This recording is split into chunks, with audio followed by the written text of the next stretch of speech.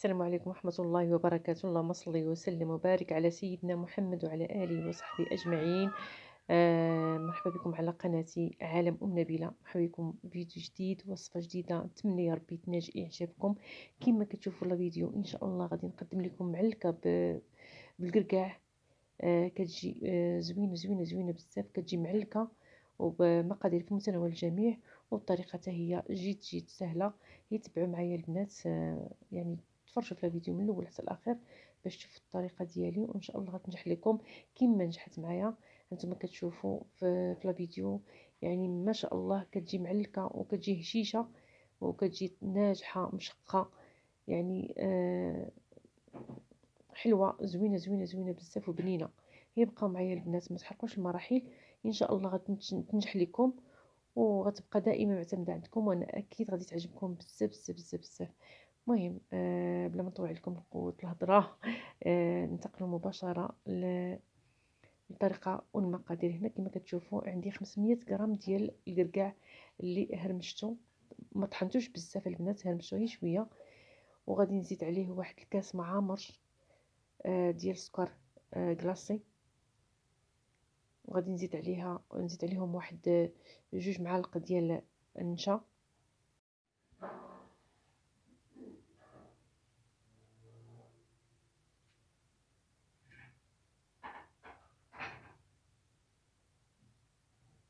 وغادي نزيد معلقه مع مرش، معلقه صغيره ديال القرفه، كتبقى مساله اختياريه، واللي ما كيبغيش القرفه بلا ما يديرها، وهي بحال كتعطي واحد اللوغو زوين زوين زوين بزاف.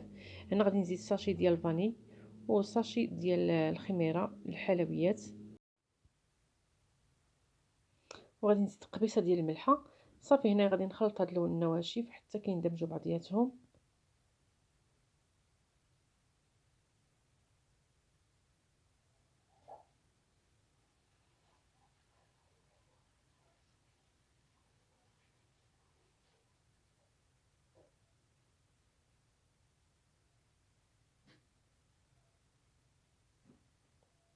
صافي هنا غادي نزيد 2 معالق كبار ديال ما زهر،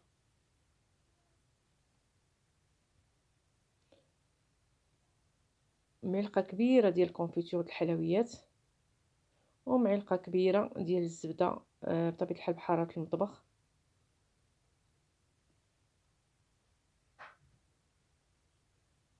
وغادي نزيد 2 بيضات. هنا عندي بيض صغير، داكشي باش درت 2، وإلا كان عندكم بيض كبير ديروا بيضه وحده وصفوريه.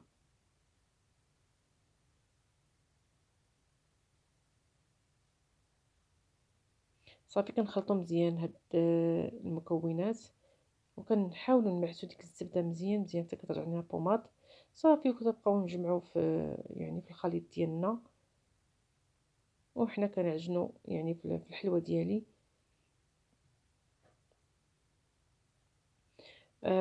البنات طبقوا هاد المقادير اللي عطيتكم، ان شاء الله غادي تنجح لكم اكيد 100%، وغادي تبقى دائما معتمده عندكم وتعجبكم بزاف بزاف بزاف. هي طبقوا هاد المقادير وان شاء الله انا متاكده غادي تنجح لكم كيما نجحت معايا. صافي كنحاول نجمع دابا العجينه ديالي. العجينه ما خصهاش تكون رطبه وما خصهاش تكون قاصحه، يعني خصها تكون مويه. المهم بقاو معايا تشوفوا القوام اللي بغيت نحصل عليه. هذا هو القوام اللي بغيت نحصل عليه. العجينه واخا كتلصق في اليدين ما تخافوش البنات. صافي دابا نحاول نجمع العجينه ديالي، وغادي نغطيها بفيلم اليمونتير ونخليها ترتاح تقريبا واحد 10 دقائق، ونتلاقى معكم باش نكملوا جميع المراحل. صافي من بعد ما ارتاحت لي العجينه ديالي، دابا غادي نجيب هنا عندي القرقاع. هانتوما كتشوفوا القرقاع، يعني النص ديال القرقاعه تكون صاينه، وعندي هنا شويه ما زهر، وعندي هنا سكر كلاصي يعني يكون من نوعيه جيده. صافي كنبقى ندهن يدي بما زهر، وكنبقى نكور العجينه ديالي. هانتوما كتشوفوا كندير الكويرات نتوما على حساب الحجم اللي بغيتو، ما ديروش بحالي انا كبرتهم شويه، درت فيهم انا 25 غرام، نتوما ديروا فيهم 20 غرام مباركه باش تجي هي هذيك. صافي وغادي نبقى نحطهم في سكر كلاصي. هذا البنات ملي السكر كلاصي ضروري يكون سبيسيال، تيكون مخلط بالنشا، هو اللي كيجي زوين في هذا النوع ديال الحلويات.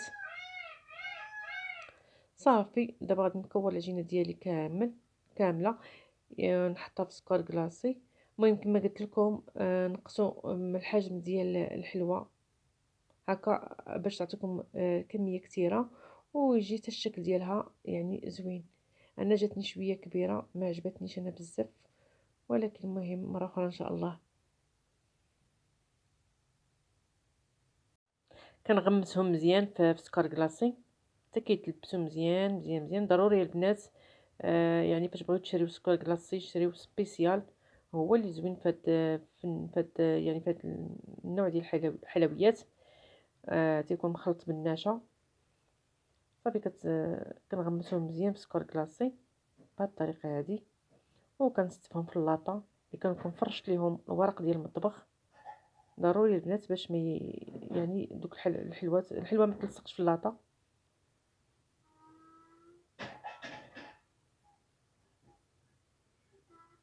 وفي هاد الاثناء راني سخنت الفران، ضروري البنات يكون سخون مزيان، درتو على 200 درجه. وفاش غندخل اللاطه ديالي غادي نقص الفران يعني على 180 باش الحلوه ديالي طيب على المهل وتجي مشقه وتجي ناجحه.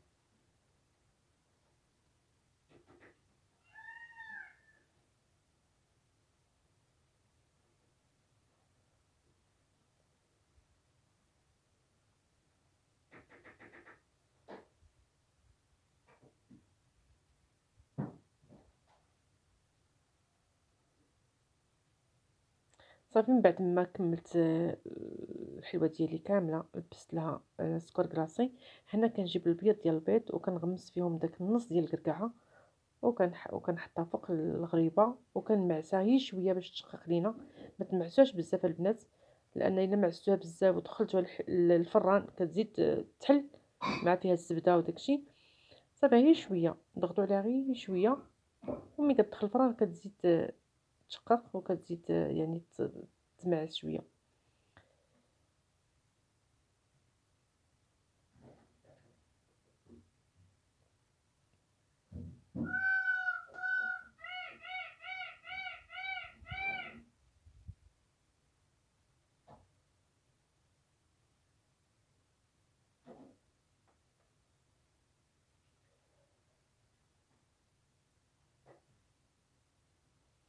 صافي هذا هو الشكل ديال الحلوه ديالي. كما قلت لكم البنات الفران ضروري يكون سخون بزاف. ملي غندخل اللاطه ديالي غادي نقص العافيه حتى يعني ادنى درجه هكا باش الحلوه ديالي طيب على المهل. وكان يعني ضروري العافيه تكون فوق الحلوه هكا باش تشقق لينا الحلوه. كنخليوها تقريبا واحد 5 دقائق والعافيه فوق منها. ملي كتفوت 5 دقائق كنطلع اللاطه ديالي، وضروري وكتكون العافيه من تحت وكتكون العافيه مهيله. وكنخليوها تقريبا واحد 15 دقيقه لان الحلوه دغيا كطيب. صافي هذا هو الشكل النهائي ديال الحلوه ديالي كما كتشوفوا.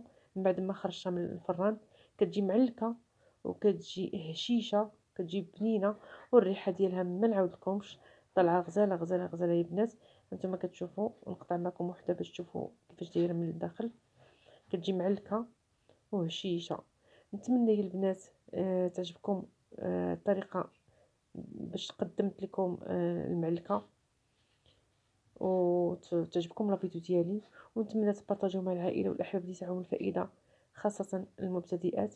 وما تنساوش البنات تضغطوا على لايك. وبالنسبه للناس اول ما كيشاهدوا القناه ديالي اشتركوا في القناه وفعلوا الجرس ليصلكم كل جديد. وهذا هو الشكل النهائي، يعني الشكل ديالها زوين والمذاق والريحه ما نعاودكمش طالعه غزاله غزاله غزاله يا البنات. وان شاء الله ما جربت شي وصفه ونجحت ليا اكيد غنقدمها لكم. وهادشي اللي كاين البنات، مع السلامه.